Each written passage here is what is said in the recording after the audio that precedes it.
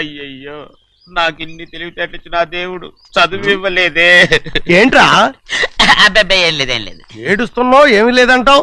సంగతి ఏంటో చెప్పు, నేను ఎవరికి చెప్పనులే. పట్టు చెయ్యి పట్టు. అయ్యో, ఉత్తరం కనపడిపోయింది. ఉత్తరమా? ఎవరు రాశారా? నా లవర్. నీకు లవ్వరా? నాకే కాదు, మా నాన్న, మా తాత, మా ముత్తాత అందరూ లవ్వాడి పెళ్లి చేసుకున్నారు తెలుసా. ప్రేమ గుడ్డిదని మీ వంశాన్ని చూసే కనిపెట్టినట్టున్నారు. అది సరే గాని నీ లవ్వర్ ఎవరు? నీకు చెప్పడానికి నేను తెలివి తక్కువన్నా? నువ్వు చాలా తెలివైనడు అని నాకు తెలుసు. మరి నీ లవర్ నీకు లవ్ లెటర్ రాసిందంటే అది చదువుకొని ఉండాలి కదా. మరి గుమ్మస్తా కూతురు చదువుకోకుండా ఉంటది ఏంటి? ఏటి గుమస్తా ఉంది కూతురా? అయ్యో, నోరు సరిపోయింది. అది నీకు మామూలే గాని ఏదో లెటర్ ఈ చదివి చెప్తాను. చదివి చెప్తావా? చదువు. ఇదిగో ఇక్కడ చదివితే అందరు వింటారు. ఇదిగో ఇదిగో, ఇది నా ప్రేమోత్తరం. ఎవరికి పడకుండా చదువు. అమ్మాయి కంటే అక్షరాలే అందంగా ఉన్నాయి. అమ్మాయి కూడా అందంగా ఉంటది కదా. మరి బసవయ్యా, నా ప్రేమ నీదయ్యా. ఇదేంట్రా చెవులు మూసు? నేనేమన్నా తెలివి తక్కువ అనుకున్నావేంటి? నువ్వు ఉత్తరం చదువుతుంటే నీ చెవులకు వినపడుతుంది కదా, అందుకని మూసేసా. నేను చదివే లెటర్ నాకు వినపడుతుందని నా చెవులు మూసేసావా? అబ్బాబాబాబాబాబాబా, సూపర్ రా. నీ అంత తెలివేలోడు ఈ భూమి మీద పుట్టలేదురా, ఇక మీద పుట్టబోటురా. ఇది చదివే లెటర్ కాదురు, నవిలే లెటర్. నా ఉత్తరం, నా ఉత్తరం. ఏ చిన్నయ్య, నేను ఈరోజు చాలా సంతోషంగా ఉన్నాను. చూస్తూనే తెలుస్తుందిలే. ఏ చిన్నయ్య, మన ఇద్దరం కాసేపు ఆ మండపంలోకి వచ్చిందావా? అయ్యో, నేను నీతో మాట్లాడడానికి, నేను చూడడానికి అసలు ఇంట్లో వీలు పట్టలేదు. నేను నీతో చాలా చాలా మాట్లాడాలి. రేపు మాట్లాడుకోవచ్చులే, పైగా అయ్యగారు కూడా ఇంట్లో లేరు, వస్తే మన కోసం ఎత్తుకుంటారు. హలో, యజమానురాలాగా చెప్తున్నాను, బోధపడిందా? బోధపడిందమ్మా. రండి. చెన్నమ్మ గారు కొండ మీద గుడికెళ్ళి వస్తామని చెప్పారు. పైగా మన చెన్నయ్య కూడా తోడెళ్ళాడు. ఇంకా భయపడతారు ఎందుకు? సాయంత్రం నుంచి వర్షం ఆకుండా కురుస్తాను. మధ్యలో కార్ రిపేర్ ఏదైనా అయి ఉంటే ఎందుకైనా మంచిది, ఒకసారి వెళ్ళి చూసేద్దాం. రైట్, నువ్వు వెళ్ళి బండితి. అలాగనే.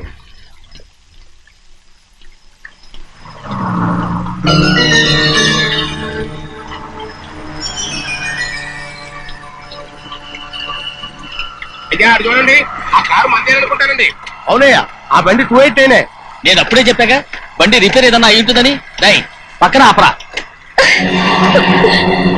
చాలా పొద్దుపోయింది, ఇంటికి పోదాం.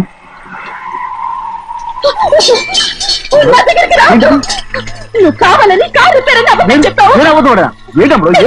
లెక్క పెడుతున్నావా? నేనా? అమ్మ,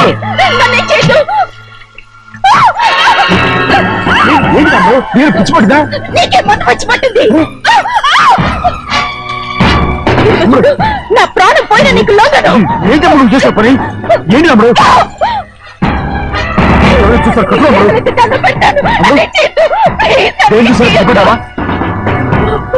ఎవరైనా వస్తారా? చిన్నయ్య, మా నాన్న ఎంతో నమ్మకం పెట్టుకున్నాడు. ఉన్నాను కదా, రాము.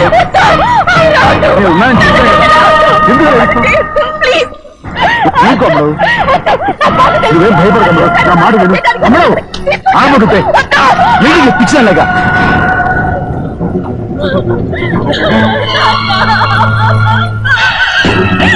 ఏంటమ్మా ఇది?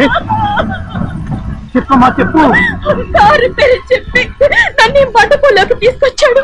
వర్షం పడుతుంది, కారు రిపేర్ చేయలేమని ఇక్కడే ఉందామని నన్ను అదోలా చూశాడు. చాలా భయం వేసింది. ఏ పర్వాలేదు, నడిచేనే వెళ్ళిపోదాం నేనంటే, నువ్వు విదేశాలు చదువుకుని వచ్చావు, ఆ మాత్రం అర్థం చేసుకోలేవా? ఈ ఒక్క రోజుకి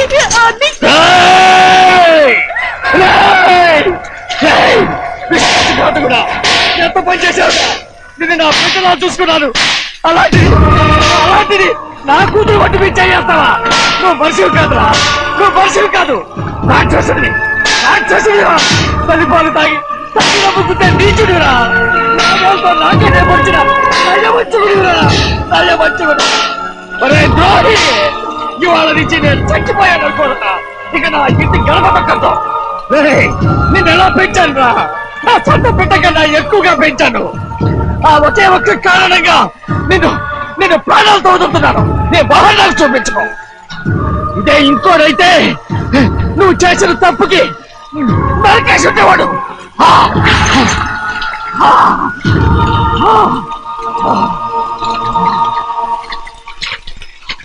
పదమ్మా రండిరా, ఇవాళతో వాడికి మనకి రుణం తీరిపోయి.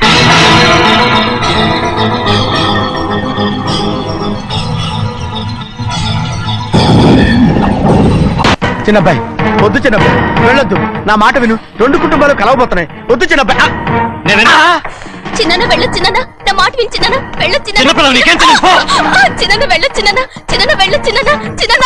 ఆగో, ఎక్కడికి వెళ్తున్నావు? ఒక నౌకరేదమా నా అక్క కూతురు ఒంటి మీద చెయ్యేశాడని తెలుసు కూడా నన్ను నోరు మూసుకుని కూర్చోమంటావా? అటు తప్పుకున్నాయా? వాడి కాలో చెయ్యం నరకందే నేను నిద్రపోను. నరికేస్తే నీ పగ చల్లారిపోతుందా? అందుకని పరువు పైన పర్వాలేదని చేతులు ముట్టు కూర్చోమంటావా? బుర్రుందిరా నీకు? వాడిని చంపేసి జైలుకెళ్ళి కూర్చుంటావా? పర్వాలేదు, జరిగింది విని గాజులు తొడుక్కుని కూర్చోవడం కంటే అదే మేలు.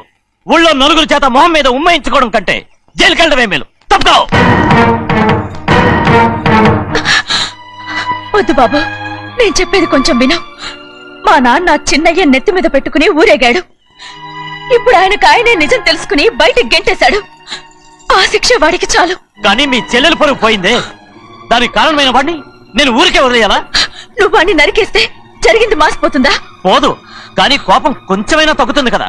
2 రోజులు ప్రశాంతంగా ఉంటే అన్ని కోపాలు పోతాయి. అవును, నువ్వు కూడా 15 సంవత్సరాలుగా ప్రశాంతంగానే ఉన్నావు. కానీ మీ నాన్నకి నీ మీద కోపం పోనేలేదే. అలాగే నేను కూడా. తప్పుకోవద్దు.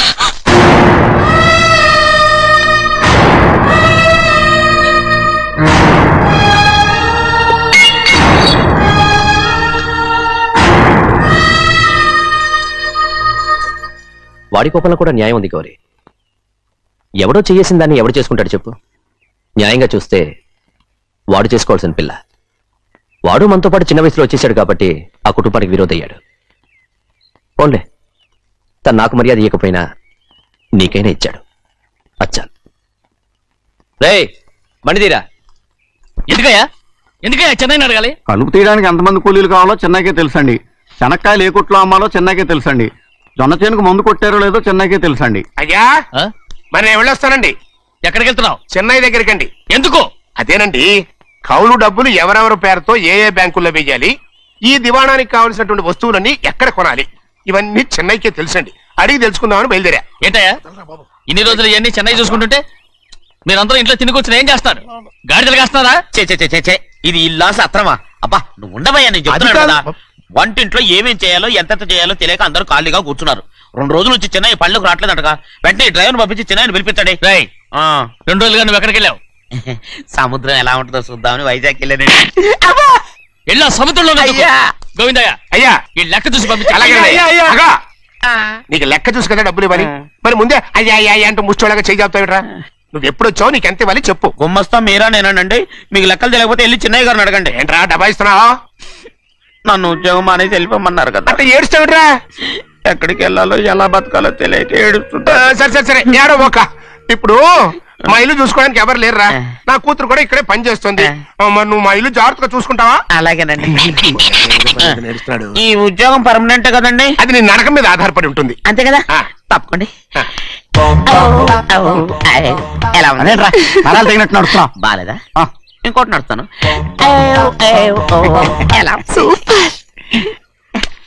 నువ్వు పర్మనెంట్ గా టెంపరవరీయే. అమ్మా, చెన్నైని ఇంట్లోంచి బయటికి పంపించినంత మాత్రాన నీ ఆత్మ శాంతించదని నాకు తెలుసమ్మా. త్వరలోనే అక్కయ్యని నాన్నని కలిపి మన 2 కుటుంబాలని ఒకటి చేస్తాను. వెనక ముందు చూసుకోకుండా గొడ్డను బాదినట్టు బాధేశారు. కూతురు ఏం చెప్తాది నమ్మేటమేనా? అసలు ఏం జరిగింది, ఎలా జరిగిందని ఒక్క మాట అయినా అడిగాడు ఆ పెద్ద మనిషి. మరి నువ్వైనా చెప్పలేకపోయావేంటి?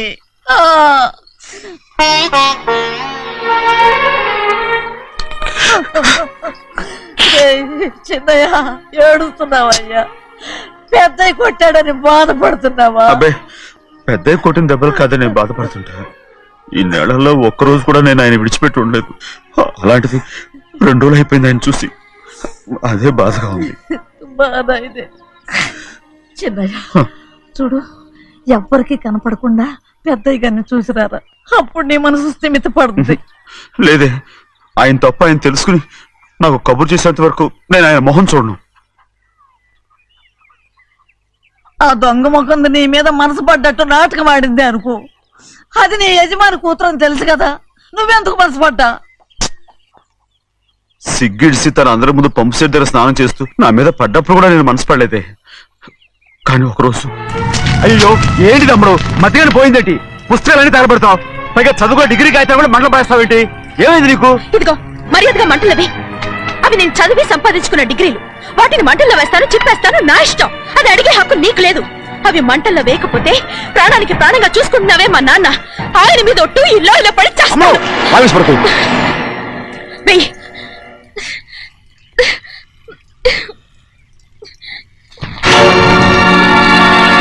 తగలబెడుతుంది నువ్వు చదువుకున్న చదువుని కాదు, మా పెద్దయ్య పెంచుకున్న ఆశల్ని, ఆయన కన్న కలల్ని. పర్వాలేదు, నా ఆశ నెరవేరినప్పుడు ఎవరి ఆశ తీరినా తీరకపోయినా నాకు అనవసరం. నేను డబ్బున్న దానిగా నువ్వు నన్ను ప్రేమించడానికి వెనకాడుతున్నావు. చూడు, మా నాన్న నా పేరు మీద రాసిన ఆస్తుల తాలూకు దస్తావేజులు మొత్తం తెచ్చాను. ఇవి కూడా నేను ముందే చెప్పాను, అడ్డొచ్చావో దూకేస్తాను.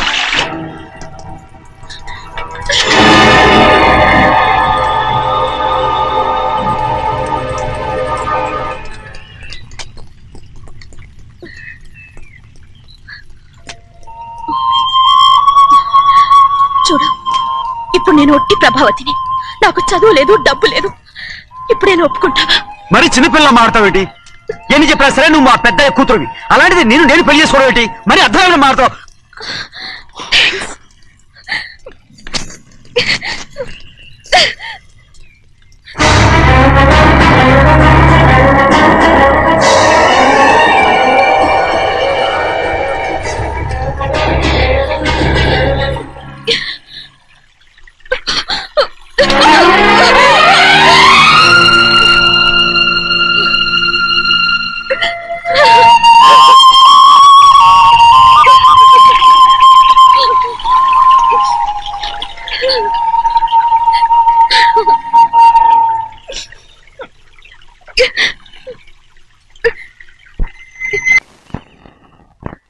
ఆ రోజు తగలబెట్టిన కాగితాలన్నీ నకిలీవైనా ఉండొచ్చు, తనకు తెలుసుగా నేను చదువురాని ముద్దునని.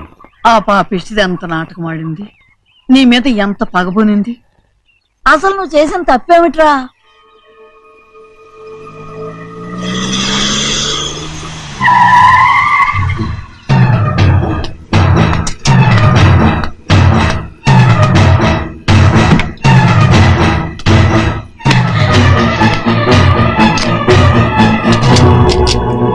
నేనా నీ వెంటబడి తిరిగాను? నేనా నేను ప్రేమించమని అడిగాను? నేనా నేను పెళ్లి చేసుకోమని అడిగాను? ఆ రోజు గుడికి రమ్మంది ఎవరు? వద్దన్న మండపానికి తీసుకెళ్ళింది ఎవరు? చేసినంత నువ్వు చేసి నేనేదో చేసినావే. నేను నిజంగా పాప పోనీలే ఆడదాని వారు ఊరుకుంటున్నాను అనుకున్నావేమో. పొరపాటు. నన్ను ఎంతగానో నమ్మిన మా అయ్యగారు నన్ను అనుమానించి తప్పు పట్టారే, దానికి ఆ రోజు నా నోరు మూసుకుపోయింది. కానీ ఈ రోజు మాత్రం నేను ఊరుకునేది లేదు. చెప్పు, ఎందుకు చేసావు పని? కారణం చెప్పు. ఒకే ఒక్క కారణం, నిన్ను మా ఇంట్లోంచి వెళ్ళగొట్టాలి. ఎంతో ఇష్టంగా చూసుకునే మా నాన్న నిన్ను అసహించుకోవాలి. మా అక్క కుటుంబం 15 సంవత్సరాల నుంచి మా నాన్నకు దూరంగా ఉండటానికి కారణం నువ్వు.